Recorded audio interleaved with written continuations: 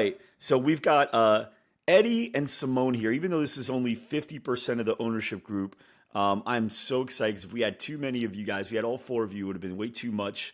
But we've got Eddie and we've got Simone from OGF, Outdoor Group Fitness, out in St. Pete's, Florida.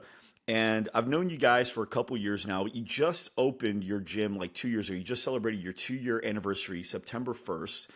And you opened up the gym doing how much? What was your guys' revenue when you opened? 25K.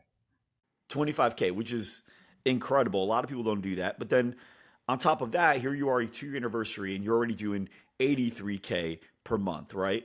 And you've been throughout the year hitting numbers in that like 78 to 84K mark. And I'm just so impressed with what you guys have been able to do in the time that you've been able to do it, with babies being made on top of it. Like there's just things that are happening constantly with you guys. And I wanted to talk a lot about the things that you do to be able to reach levels that most businesses don't reach. Because as I've learned more and more from you guys, and you spoke on stage at GSD Con, and you guys are kind of like influencers within the mastermind because of your effort and because of Eddie's quads. You guys just have a lot of people knowing who you are. And so, what I like to do first is identify what it is that makes outdoor group fitness different. And for everyone listening, by the way, I already know the answer to this. I know the answer to some questions. If you think parallel, you're going to miss the point. Meaning, well, we don't have that, so this episode is probably not going to be good for us. No, you got to think conceptually, meaning, okay, so what is our X? What is it for us? Or how can we make an X?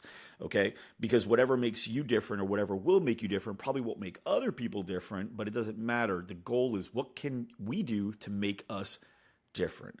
So, what is it that makes outdoor group fitness different than other gyms, other options that people might find when they're looking for a space to work out? Yeah, the first part, Mike, is the in the name. We're outside based, so you're going to be in the elements. There's no walls. I mean, we do have an overhang in case it rains, but when you're working out, you're going to get, sun, rain. You're going to get winds. You're going to get that cool breeze, and that's the first, head turner for a lot of people. The second one, and I think Simone can agree to this. Wait, I want to stop to that real quick. Yeah, yeah. So people are driving by, they can see you guys actually active, working out as a group. Is there music blasting? Do they even hear it as you're driving by? They hear everything. They see everything. We do have a metal fence that you can see through, so obviously to protect everything. But we hear it all the time when people drive by. I always see you guys outside, a bunch of crazies, or are you guys that gym that's outside? Um, we hear it like almost multiple times a day. And is it in a high walking traffic area too, where people will walk by and just kind of look over and see what you guys are up to? Yeah, you'll get some walking people, but mostly just drive by. It's a very busy road next to an interstate, so we're getting all of the traffic. Wow, it's funny. I remember when I was just starting to learn chess, which is only like 2 years ago. Same deal. I was walking down this road carrying a bunch of birthday gifts. It was my daughter's birthday, and I had to bring the gifts to the car. Like that's the job of the dad, right? Is to carry all the gifts from the birthday party to the car. And as I'm walking, I noticed that there were like 15 people playing chess on the patio of this coffee shop. Mm. And I couldn't help but look at like what they were doing. Put the gifts in the car, went right back. I'm like, what are you guys doing here? And they're like, oh yeah, we gather every Sunday. And so I started going after that. And it's crazy because when something that's supposed to be inside is outside, or when something that's supposed to be a certain way is not, it catches you. People know there's gyms, they drive by gyms, Hmm. but you guys found a way to create some uniqueness around your gym so that when they drive by, there's something off about it. And I got to look and see and pay attention to it. So that's really cool. Okay. So I want to dive into that in a bit here. For everyone listening again, it's about what is your outdoor thing? What is it that makes other people go, wow, that's different. Well, that's what they do. All right. What else is it, guys? One more thing I want to add, and Simone's going to have hers too, but we focus on making sure that each person feels as if they're the most important person in the world. And I know we're in the gym space, and every gym might say that, we care.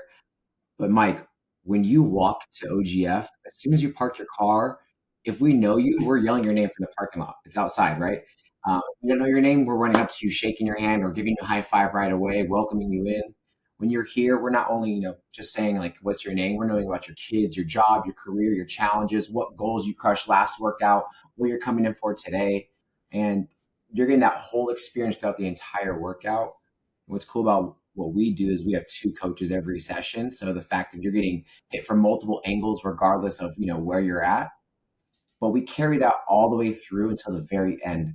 No one leaves OGF without, hey, I'll see you later, Mike, or Mike, have a great day, or Mike, when am I going to see you again?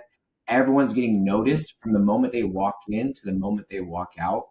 And that's like our driving, like our North Star we talk about, is that every single person, this needs to be their third place.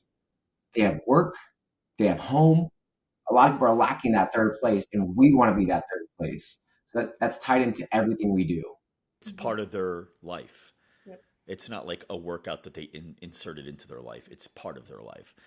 Mhm. So you guys, I think, know this. I'm a franchisee of a franchise called Alloy Personal Training. They just had their first annual franchise event over the weekend. I just got back from Atlanta, and I didn't care about what everyone was doing. I was a heat-seeking missile for the top like 5, 6 people. So I'm asking, who's the guy? Who's the guy? And I'm like looking for him, and I'm talking to him. And it's funny because every conversation I've had with all the people that were, hitting the top numbers, those top 5, 6 people, they all said what you said, which is we focus more on the customer than anything else in our business. We focus on their goals. We make sure they're there.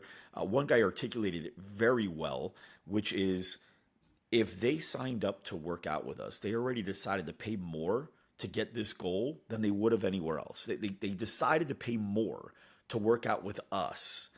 If they decided to pay more, that's because of two things. One, they want this goal bad enough, right? That's why they paid so much. It's that important to them. And number two, because they trust us more than everybody else. They believe that we can do it more than everyone else. So they want this thing bad enough and they trusted us with it. It is our responsibility to care about that goal as much or more than they do. So that means I got to know what it is. I've got to think about it. I've got to track it. I got to make sure we're doing it, right? Because if I'm not, and I'm just hoping they like the workout so much that they pay that much money, we're going to lose them. And we're not in the business of losing members. We're in the business of gaining them. And so I just thought it was really, really interesting that you guys articulated that as because that is your marketing strategy. A lot of people would think, like we talked about that a little offline, a lot of people would think marketing strategy is all around generating leads, but it's really around increasing revenue. And what better way to increase revenue than to keep the members that you've got and continue caring about them so they can bring more people in and upgrade to your best levels and all that. Mhm. I love that.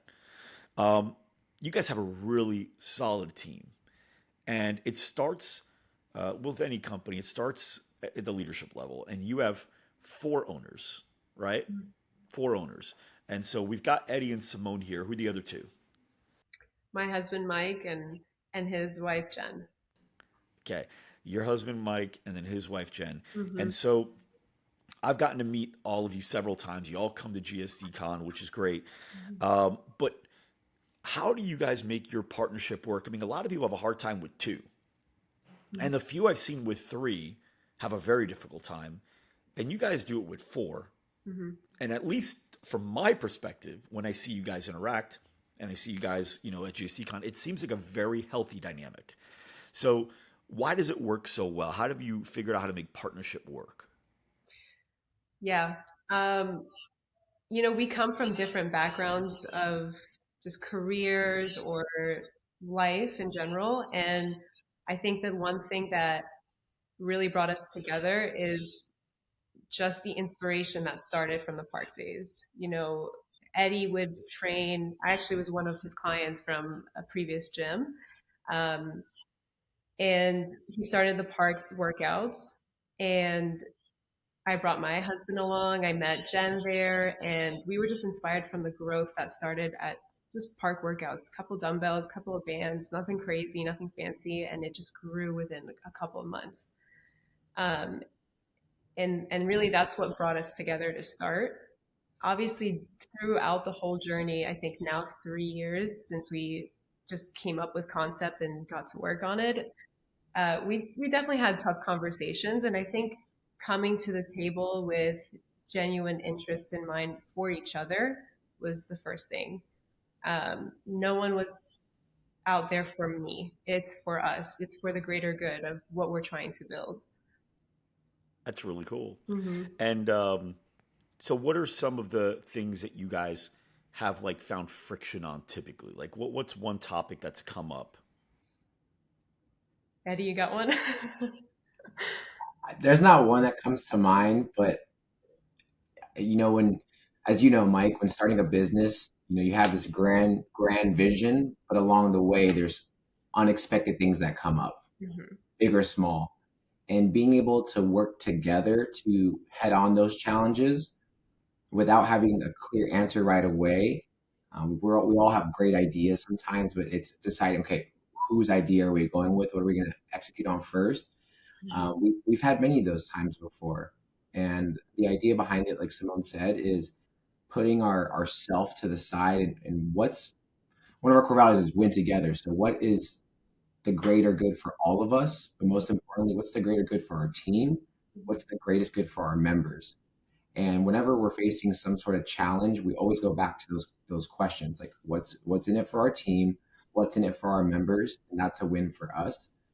So I mean, we've had many things from finding out location when we first decided to open up a gym to understanding what type of positions we needed to uh, merchandise to workouts to timing, like the list goes on. But as we've continued to work together more and more, facing those things became a lot easier because we built the cohesion and understanding that we trust one another.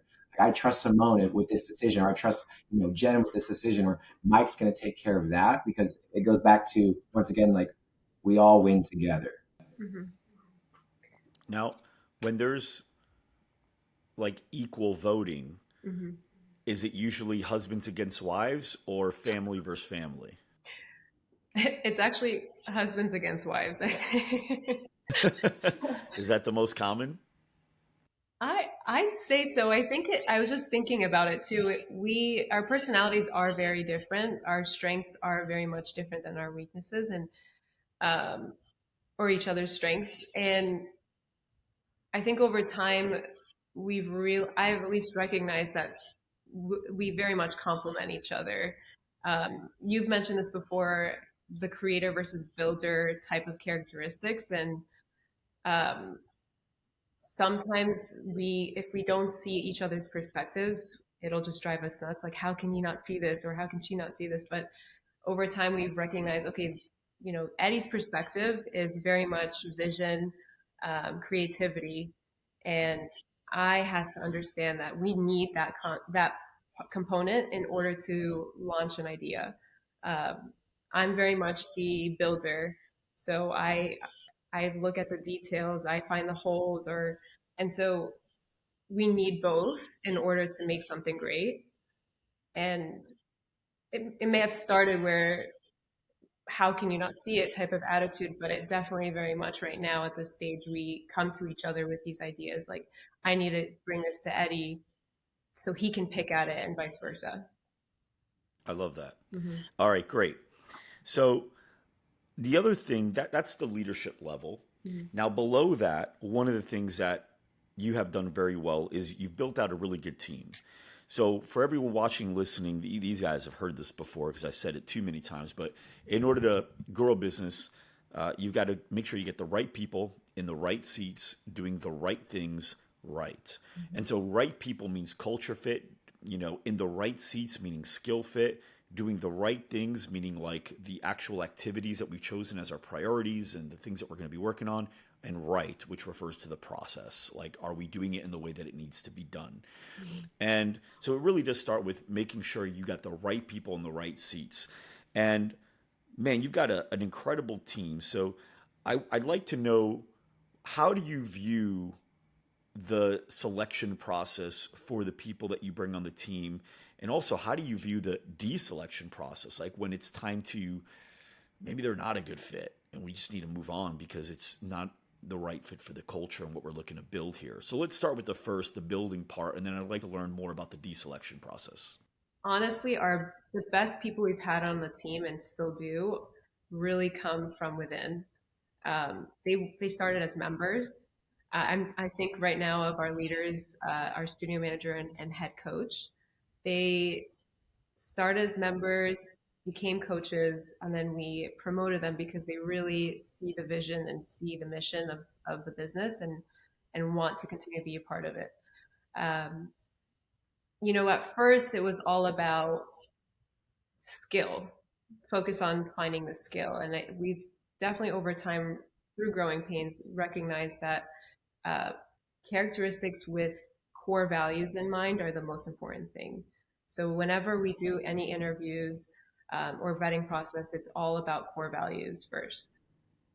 Skill and being able to be coached and trained is second. So I think that's the biggest thing for me. So you hire for their values first and who they are as a person, make sure they fit with the company, Yep. and then after that, then we'll see. Okay, now what have you already done that we know you can add to the current system? Yeah. Yeah. Eddie, anything to add to that? If not, we're good. Yeah, I mean, we've had our fair share since being a business in these last 2 long years. It feels like, but learning that, of course, core values are the most important thing. If they don't meet the core values, they're not going to go on to that second layer, which the second layer is then, evaluating them on their experiences, evaluating them on their skills. Because we've had people before who meet our core values, but then they don't meet the skills, and then we have to either readjust and put them in a different position, or have to have that hard breakup because it's not being met. Um, Simple answer from the front end, core values, from the back end, core values, but that question of skill is, can it be taught? Mm-hmm. And I'm not sure if we heard this from you or somewhere, but is it skill or is it will? If it's skill, is this something that they can, learn? But if they don't have the will to gain that skill or to have the patience to let us teach them, then we have to part ways. But you need both. It starts with core values, but the skills have to be there either through having the will to want to learn it, or you bring it to the table. But if not, then we have to get the right people in the right seats doing the right things. Yeah. I've learned to add one to that actually, skill, will, and capacity. Because some people may not have the skill, but they've got the will to learn the skill, but they don't have the capacity to learn the skill. Like the way they were wired by God. They're not going to be that extrovert, or they're not going to be that analytical, or they're not going to be fill in the blank on what you need out of that position. So I think I've come across enough people now where I'm like, man, they really do want it. They do. That's not them. That's not how God made them. So I've learned that we got to add capacity, skill, will, and capacity is another one. I love that. So guys, next I want to dive into what you've done to grow, because you've got 380 members, which is a lot for a boutique style, right? Not the big box gym. But not only do you have 380 members, but you have 380 members paying you $220 a month, or at least that's your average price point. So I'm assuming there's ancillary sales on top of that as well. So I love to dive into what are some of the things that you've done in order to get to 380 members. 'Cause that's not easy. That's a hard thing to do, especially it's easy to get to 380 if your price point's under $200, but once you're above 200 and you're at 220, it's even harder. So what are some of the things that you do to really draw in more people? Yeah, before like really giving you guys the like tactical play that we've been implementing, the three major things I think that we all need to focus on, and this goes for growing a business, changing your body in the gym, or whatever it may be, is time, effort, and consistency. So like before we even mention like all the fun things that we do, I think a lot of people like, they might have the consistency or the patience, but they're not giving effort, or they might have effort and consistency but not enough time. So for us, like I said, it's been 2 years, but two very long, challenging, consistent with effort years. So whether it be working events or going out there and promoting in the streets and walking around knocking on doors, or doing refer and receive campaigns, we've been very consistent with our effort to do those things. It didn't happen overnight. Like breaking the barrier to get from like 290 to 300, getting past 300, That was like the longest hill climb of my life. After we passed 300, it was just boom from there.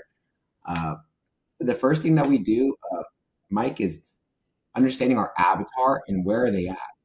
Mhm. It took us a while to fully understand our avatar because we were getting a wide mix of different people joining the gym in the very beginning.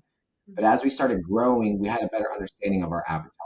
It's a 37-year-old female, who has 2 kids, works a 9 to 5 job. So we wanted to find, okay, where are those people at?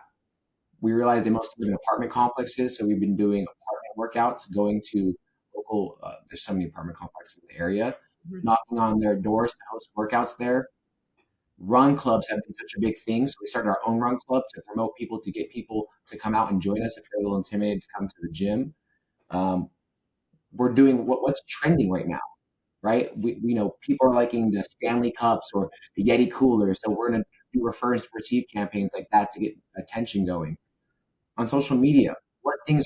Quick, hold there. When you say refer and receive campaigns, just for the audience that may not know, I know our mastermind knows. What's a refer and receive campaign? Yeah, so in simple terms, we have our members and we want to get their friends, family, coworkers, spouse, anyone they know who we can help impact their lives. So what we would do is we'll get some sort of prize. Like the latest one we did was a Yeti cooler. We sit up in the gym and said, hey, if you come in and you give us your friends' names and numbers, what we'll do is get a ticket to a chance to win this Yeti cooler.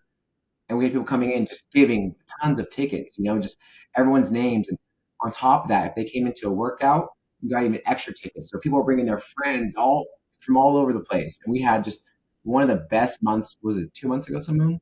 Mhm. One of the best months. I think we have how many signups? It was 41 signups and it was a Ninja Creamy.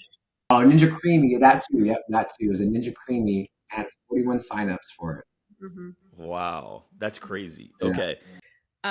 Yeah, I think the biggest thing that Eddie mentioned earlier was consistency. And I think that was the key of everything that we were doing, whether it was refer and receives or different tactics of B2B, um, sales too. I think consistency in sales was a big driver. Um, I heard this once and it really resonated with me, but a lot of people will strive for like that big hit one month, just like let's get 60 membership sales. But that's not really what's going to give you long-term growth. So while those big hit, we definitely had those months when we did refer and receives and big promotions at the studio. Um, we aimed for consistency of 30 to 35 membership sales month over month over month. And that really is what stacked it up by the end, 2 years later, where we're at 84K. um, it's just consistency all around, I think, is the biggest thing. What about when it comes to the tracking of the things that need to happen in order for the outcome to be achieved, whether it be leads generated, follow up, contact rate, book show, close, dollar per close, referral per sale, retention? Like, what does that look like? Who owns that? How is the reporting done? And how are you making adjustments based on what the numbers are telling you? Yeah, the whole team owns it, and everyone sees it. It's on the scoreboard. We have individual scorecards too. We have a lead coordinator now that's just her full time focus is booking people, booking leads in. So we have separate scorecards, but the scoreboard everyone owns. So everyone sees how many leads, how many referrals, how many booked, show, close.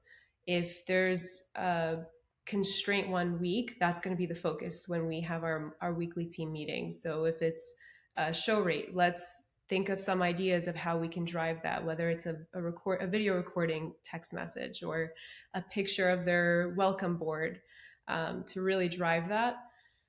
And we just never let. I think that's key. Is if anything dips, that's what we're focusing on. We're going to continue to focus on until we get it better.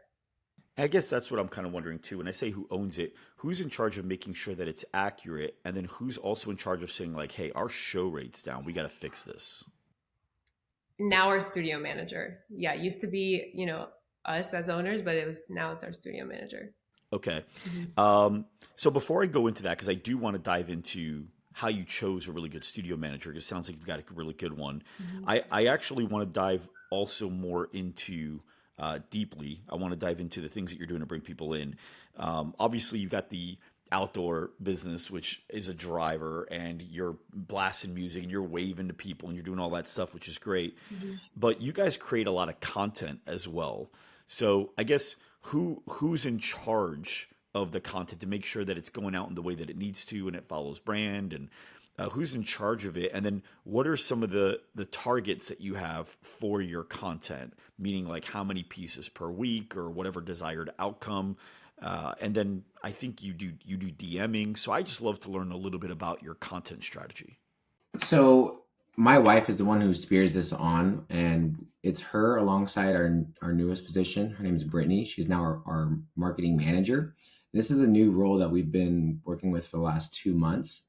But as far as like understanding our brand, just like Simone said earlier, Brittany started out as she started off as someone interested in a role at the gym, like one of our sales roles early on, and we turned her down, but she ended up sticking around and becoming a member. So she was just working out consistently.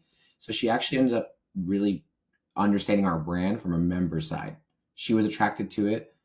Then we eventually like, okay, this girl's hanging around so much, like let's just bring her on the team. Like let's just find a position for her. And then she moved her way up the ranks. So I think understanding our branding is huge because she was bought in from day one, and she knew what we were targeting, who the people were, who came to our gym. So she was able to understand content wise what she needed to build to attract more of those people. And once again, that's understanding our avatar, not only from just a demographic number wise, but understanding just by talking to them. What are you into? What do you love to do? Where are you going? Where are you hanging out at? Who are your friends? If you're not here, where are you at? And then from there, as far as like content wise, it's multiple content per day, whether it's stories from every single session that we're doing, because now stories on Instagram are like very engaging. Everyone's always looking at stories.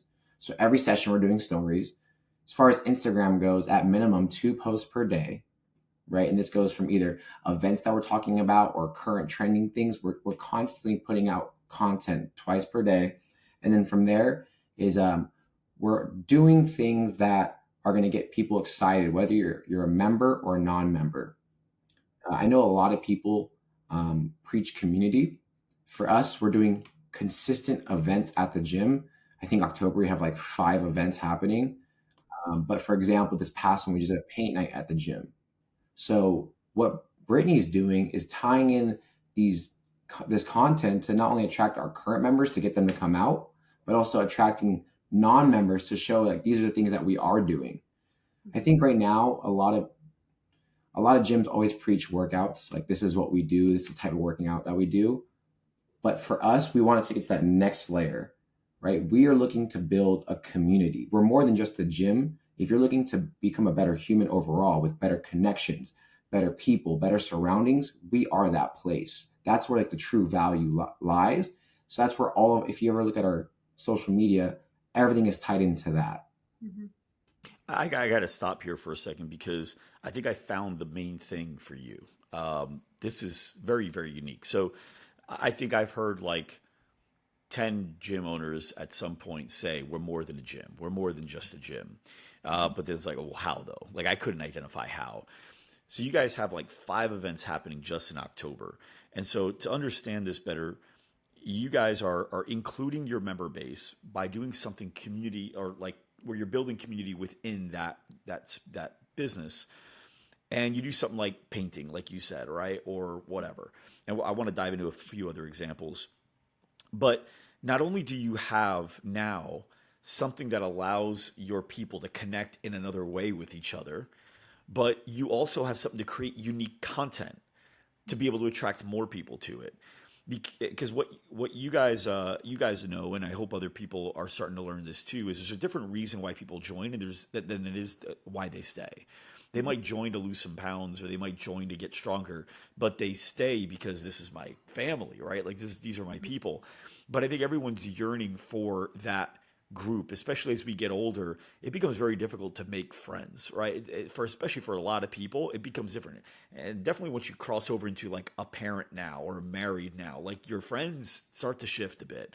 So I want to know, what are some other examples of events that you guys do that not only is fun and unique for your members, but also just makes a really cool piece of content to be able to share online? Yeah. Real quick before I answer that, we sent these surveys out to former members because we wanted a better understanding, like, why are people leaving us? So we sent it out to all of our past members. And the first question we asked is, what originally brought you to OGF? And it was a typical, like, I wanted to lose weight, build muscle, wanted a workout program, needed coaching. And then the other reason, the next question is, what you love most about OGF? And it was like a big shift, right? People didn't originally come in like looking for community, but what they love so much ended up being community, the coaches, the outdoor part, and at the very end was like the workouts and stuff. Not to say we have bad workouts, but people, like you said, came in for the goal of, losing a couple pounds or building some muscle, but realized, oh my gosh, like this is a great place to hang out at. A couple of examples of what we do. The first easy one is, it doesn't matter what your demographic is for members. If you're not out there doing like a walking club or a run club, or we do a sprint workout. So we have this beautiful pier here in town, like a beautiful central location in our town. Every Tuesday morning at 5 a.m., we've been doing for the last 2 years, we meet up and do sprints. And we post it all over the place. We posted it on our social media. There's a local Facebook group for our town where there's like over 200,000 people that are on that Facebook group. We're posting all these different stuff, like, come join us, free workout every Tuesday.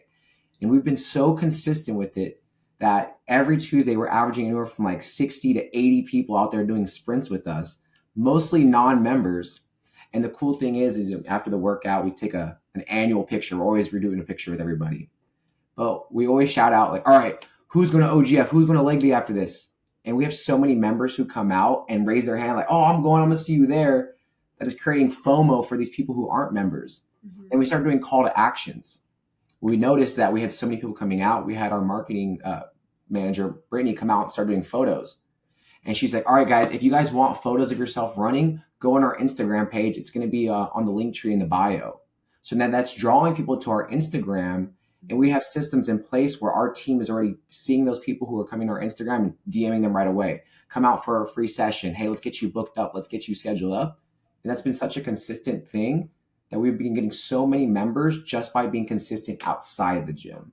The coolest thing is that you guys are finding ways to get people to do a free trial without doing a free trial. Because a free trial is getting old, right? Like everyone's doing, come in, do a free week, do a free session, which still works at a level.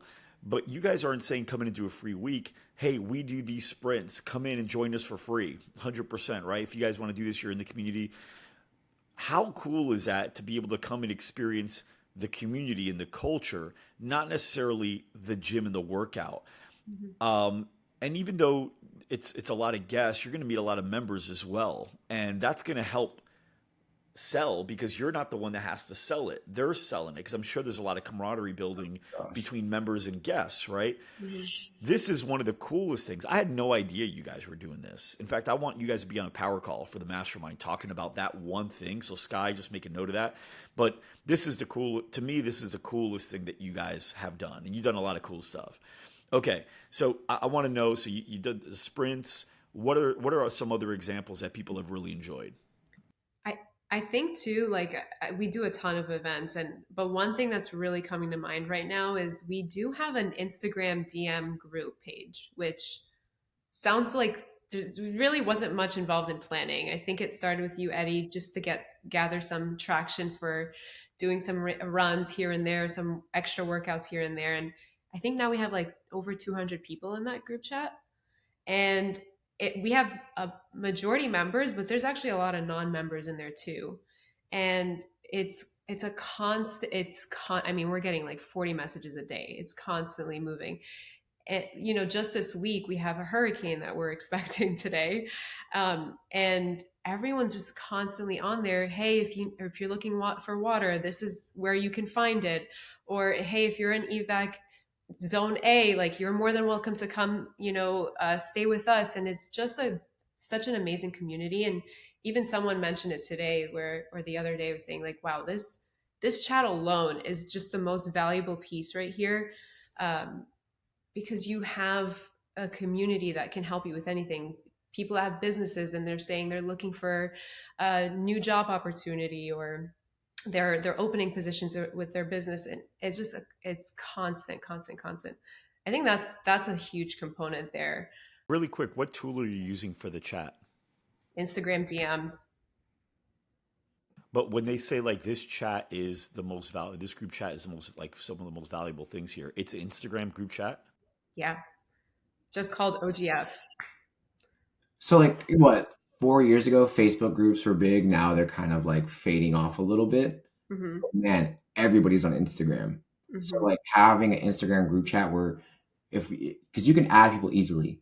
Mm-hmm. So what we're always doing is as soon as like we get a new member, hey, let's get you on that OGF group chat on Instagram. Do you have Instagram? Oh, here, let me see your phone. We'll add them right away, and they could just see all the information that's happening. Mm-hmm.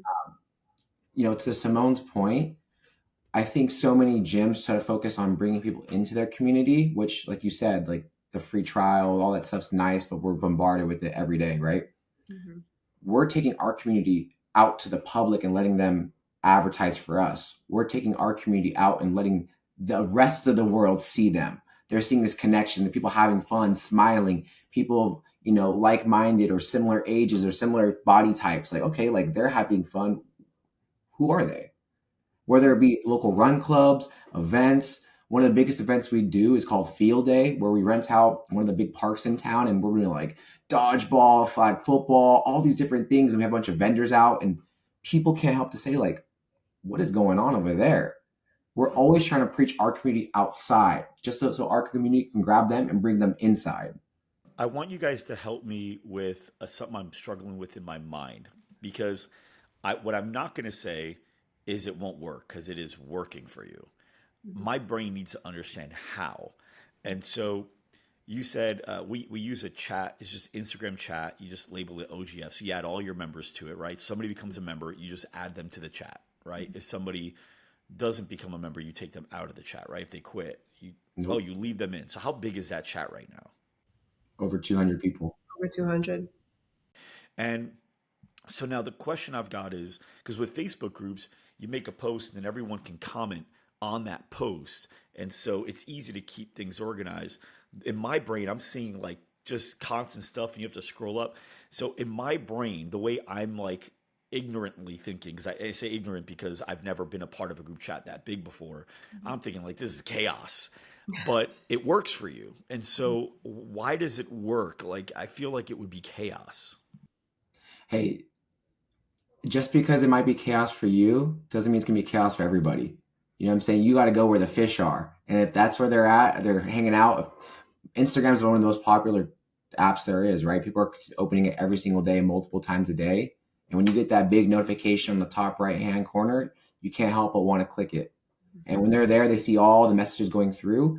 The beautiful part is it's not everybody always like communicating, but when there's that one message that stands out to you, you can't help but want to respond. And we'll have a lot of people out of nowhere just shoot messages, whether it be like today, for example, we had a one of our coaches lead a Zoom workout for the Hurricane, and people seen that and hopped on, right? And they're actually, I think they're doing it. They were doing it at the time of this podcast. So things like that. There's just constant things that are being there, and you may not want to see every message, but there might be that one that stands out to you. So I don't know if you guys would be cool with this or not. I would love to be added to that chat for like a week just to kind of experience it. It's so foreign to me to do it that way. So is that okay? Is that a fair? If I don't want to mess up the culture, I won't say anything. I'll just stand back. But is that cool or is that I don't want to mess up the culture? no, you're not gonna mess it up. I just think Dude, it's I would love a to lot be of added for a week. messages. That'd be great. Yeah, yeah, yeah. I mean, I'll probably jump out after a week, but I want to just see it. I want to understand it. That's amazing. Okay. I love the ideas that you guys are doing. Um, can you just give me a few more event types? I've heard the painting, I heard the sprints. What are some other examples that are unique of types of events? Because you do so many of them. I think one. one thing that comes to mind is like we use a lot of our members for ideas. So the paint night.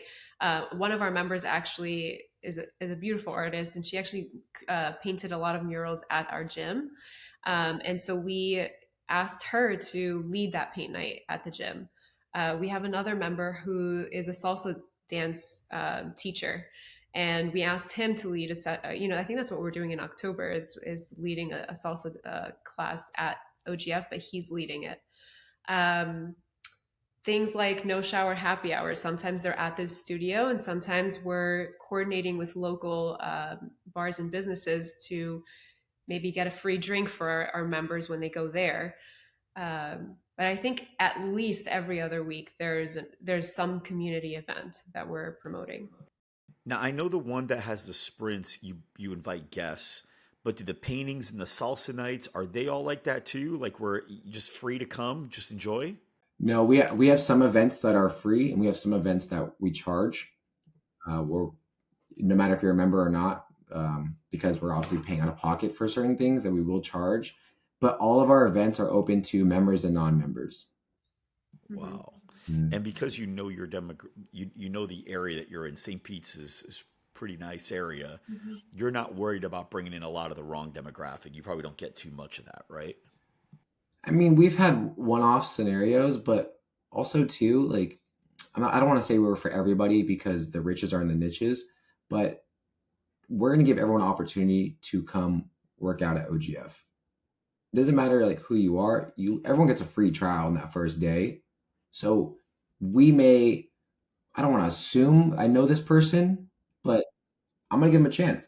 And who knows, they may end up signing up and being our best member. But we're giving everyone the equal opportunity to give us a chance and for us to give them a chance. Mm-hmm. I love that. Last thing, Simone, you and I were talking off camera, and you mentioned about DMing your followers, I believe, correct? Mm-hmm. Can you just dive into the strategy behind that? Yes. So I think we learned this one very quick early on at one of the GSD cons, but essentially whenever we get the alert of we have a new follower, we'll immediately go ahead and DM them a list of saved messages that we have on for our team to just quickly toggle in and send. Actually, Jen set that up, but it essentially is saying, hey, I am X position right now. It's lead coordinator at OGF.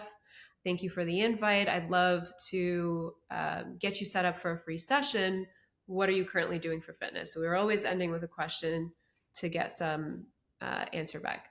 And from there, we're narrowing down time frame. And the last thing that we do is, okay, we'll get you all set up for this session. Just need your full name and phone number. We'll call you to finalize the reservation. And from there, they'll get a hold of them on the phone to complete that reservation, because we do card on file for every first free session. And what are some numbers around that? Like some metrics that you guys can share that helps, I guess, paint a better picture of what somebody can expect from efforts like that? Well, I will say Instagram is our second largest lead source that we successfully turn over into memberships. So first is always referrals. Second always is Instagram. I think with Instagram at this day and age too, whenever we do I want to find a nail salon. The first thing I'm doing is searching on Instagram, looking at their page, hair salon, even doctors now at this point, you're going to look for their office page. I think Isn't that crazy how it switched? Like it used to be Yelp, and then it went to like Google reviews, and now it's like I kind of want to feel what the experience is going to be like. And the easiest way to do that is to check their social. And if they don't have much on the page, it kind of makes you a little nervous, right? Like I don't know what I'm getting myself into. But go ahead, keep going. Yeah, 100%. I mean, that's it. Is Instagram it does so well in painting a picture of feeling of um, this is more than just a gym. This is a community. It's we're able to show people having fun and giving each other high fives. It's a friendly place, and so they've already vetted us. Whether they've seen us driving by, they've heard about us word of mouth, and then they finally get to our Instagram and they're like, "All right, I'm gonna shoot my shot and follow." at that point, they've probably seen us enough, but Instagram is where I feel you build the most trust with a lead before you even get a hold of them. But as far as like metrics go, like, is there anything like, if we reach out to this many people or we generate this many leads on average per month or per attempt or whatever it is, anything to kind of help create a more color to the story? Not for Instagram separately, but I will say we'll on average do a book of 65 to 75% of our leads generated, and we'll probably at least get 35% of our leads generated from Instagram. And how many leads do you generate per month in total, whether it's from that or total, just so I can do the math and figure out what that looks like? Right now, we're probably sitting on an average of 145. 145. So about 40 to 50 leads a month should come from Instagram. Yeah. And you mentioned referrals is your number one. I know you mentioned refer and receive that you did earlier. What other avenues are you using in order to drive in referrals? Point of sale referrals is the first thing there. The second thing, sometimes we're always talking about this whenever we see like maybe a slowdown in bookings, slowdown in lead generation. We're always bringing up, well, to our member experience team, who's essentially our front desk that manages and takes care of all of our members' needs throughout the sessions. And then we have our lead coordinator, and we're always communicating to them whenever you're talking and chatting with a member, ask them who they want to bring in next time they come in. And just even simple as that will bring in a referral. At that point, they're coming in, so we don't even have to reach out to them at that stage. I love that. Okay, so and for everyone listening, for point of sale referral, if you guys want, I'm going to give away some free stuff now. So if you go to loudrumor.com/POS, you can get the training on point of sale referrals. And so a lot of what these guys are probably doing. Also, earlier in the episode, we alluded to marketing being a lot bigger than just generating leads. If you go to loudrumor.com/4P, as in Peter, or St. Pete's, 4PS, you'll be able to get that. So loudrumor.com/4PS. And then last thing, we talked about the team and the importance of having a really good team. And so if you go to loudrumor.com/5 dysfunctions, you'll learn about the 5 dysfunctions of a team. And if you can eliminate those, you have a really, really good, solid team. And the way that they operate would be fantastic. So, guys, I'm even more impressed than I was before. And I didn't think I could get more impressed. I didn't know you guys were doing the events in the way that you're doing it. And you're using social in the way that you're doing it. We're going to finish this interview here. When it's done, I'd like to hang on and see if we can do some power calls for the mastermind group. But for everybody watching and listening, if you're still watching and listening, I know exactly why you're still watching and listening. This is a fantastic episode. You guys are very smart. You work very well together, and you're very, very hardworking. So it's really not a surprise that you figured out some really cool stuff that's working very well. But it's still always so cool to hear and impressive. So thank you guys so much for coming on the show and sharing so much with the audience. Thank you. Yeah, thank you, Mike. All right. And for everybody watching, everybody listening, thanks so much for tuning in, and we'll see you next time.